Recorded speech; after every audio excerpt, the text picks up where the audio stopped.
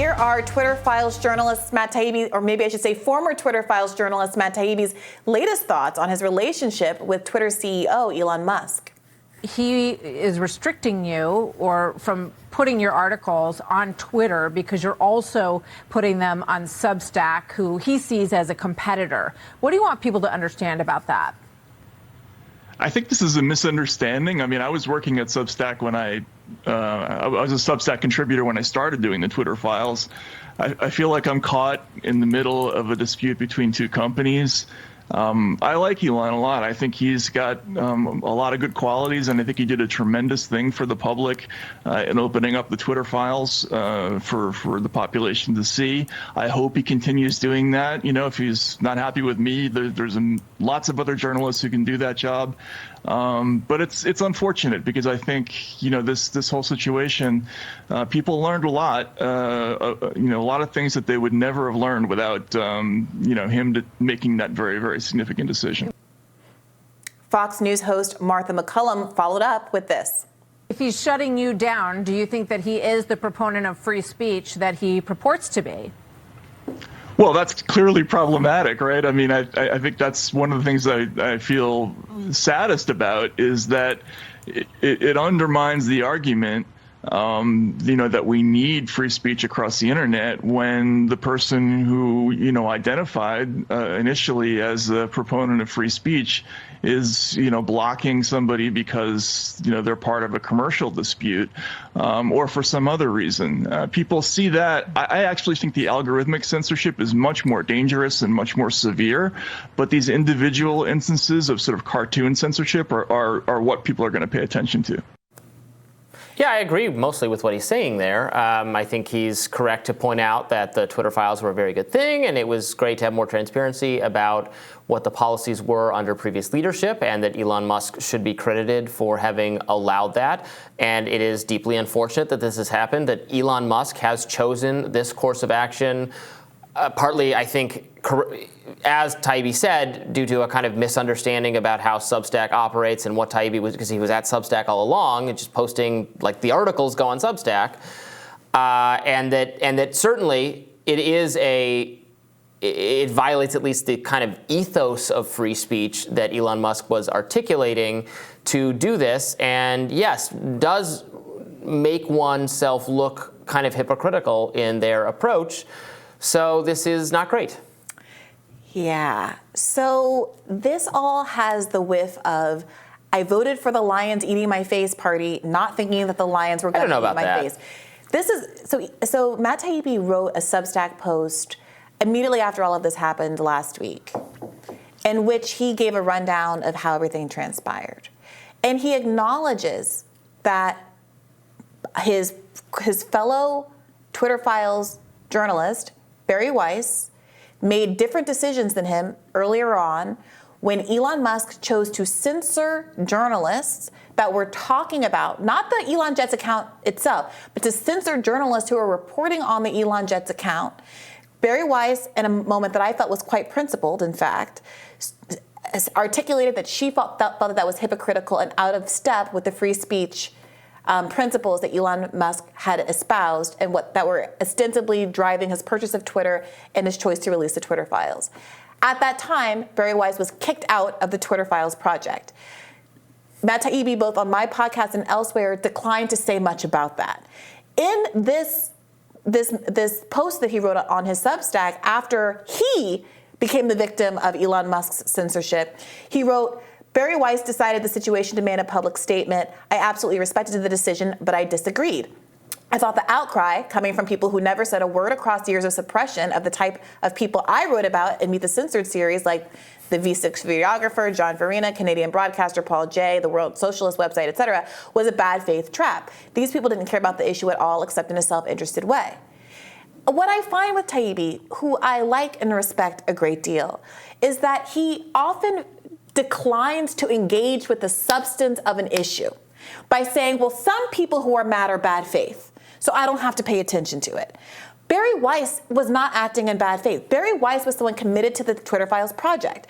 But when she got railroaded by Elon Musk, there was a choice to not say anything about it and be silent. And over again, we have talked about on this show instances in which Elon Musk has showed a great deal of hypocrisy and done things that are absolutely antithetical to his free speech goals. Mm-hmm. And Matt Taibbi has declined to say anything about it, to object to it, to even softly opine that this is out of step with his goal or that he disagrees with it.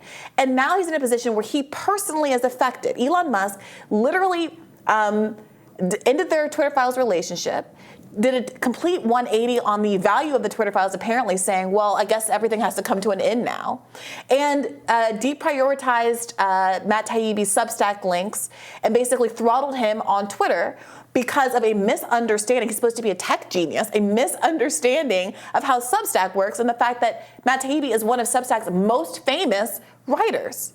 And so I value the Twitter Files, but the idea that anybody, including Taibbi to some extent, is still trying to protect Musk's aura as any kind of First Amendment vanguard is just beyond absurd at this point. Well, I mean, I think you can let the perfect become the enemy of the good here a little bit. Like, Elon faces no shortage of criticism. Like, do you have to...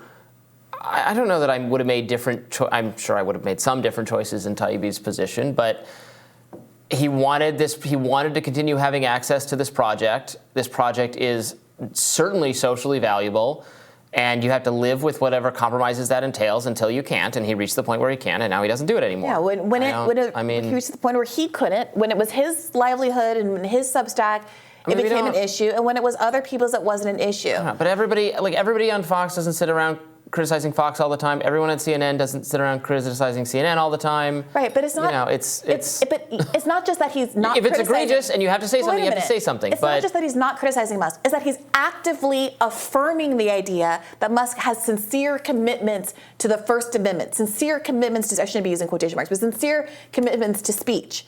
If you say nothing about anybody, there's stuff that I stay out of all the time. Not my circus, not my monkeys. Fine, but it feels increasingly like that, although I think Taibbi is right. Wait a minute. It feels increasingly that although Taibbi is right about the importance of the Twitter Files, that the reason Musk released those Twitter Files was that he was paying for, what he bought efficiently was a reputation as someone who cared about this issue. And unintentionally, unwittingly perhaps, Matt Taibbi has created that impression when he shouldn't have. Well, and now he has because of these actions, he has erased this impression that people had about Elon Musk, and that's fine. I think some people, not you, but some people like clamoring for Matt Taibbi to have more quickly estranged himself from Elon Musk might be people who didn't want that information coming out in the first place. Not you, obviously not, because I know you appreciate what was being done as well. But I was not demanding Taibbi put himself in the position of not being able to carry out this project any longer. No, I wonder what would have happened if when Bari Weiss very respectfully and mildly said, hey, Elon, I disagree with your decision to censor these journalists. If all of the Twitter Files people had said, yeah, like this isn't a great move, would the Twitter Files have ended prematurely? Like it has ultimately ended prematurely, but even earlier. Or would Elon have backed down and said, okay, fine, and not thrown Bari Weiss under the bus? What might have solidarity looked like in that moment? I don't know, for all of the discussion of journalistic integrity and standing up for leakers and whistleblowers, and, you know, there's a lot of, like, hot air. I shouldn't say hot air. I think it's real principles that are important, but that are only deployed in some contexts and completely ignored in others. If I were Bari Weiss, I'd be PO'd, I gotta say. Because she wasn't disrespectful. You know, the problem here is that Elon Musk is painfully thin-skinned.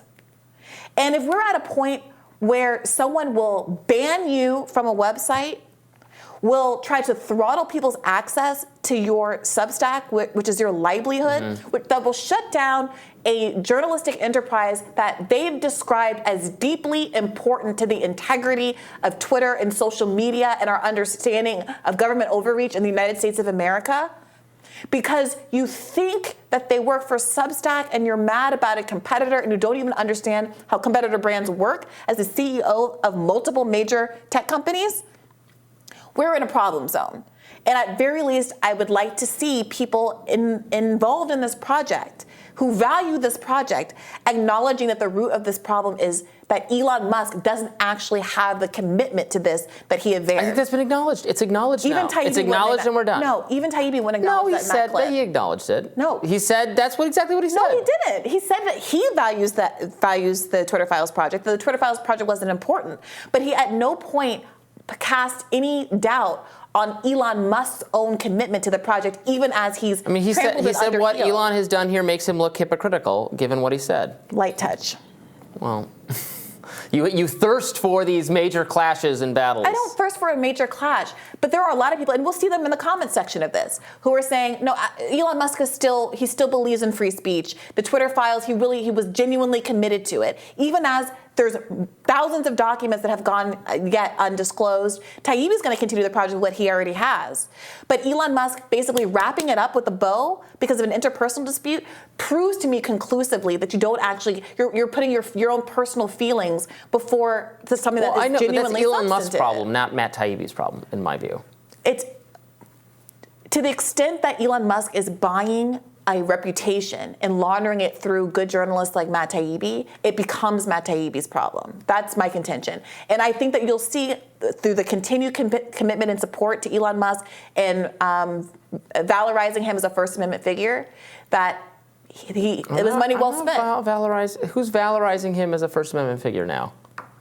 We'll see what happens in the comment section, if even this very video. All right, we'll see about that. Tomorrow on Rising, we'll be right back here to bring you the special Rising coverage we know you can't go without. You probably could, but we're glad you don't go without it. Be sure to like, share, and subscribe so you don't miss any content. And for those of you who prefer to listen while you're on the move, we are now available anywhere you listen to podcasts. See you later. Bye-bye.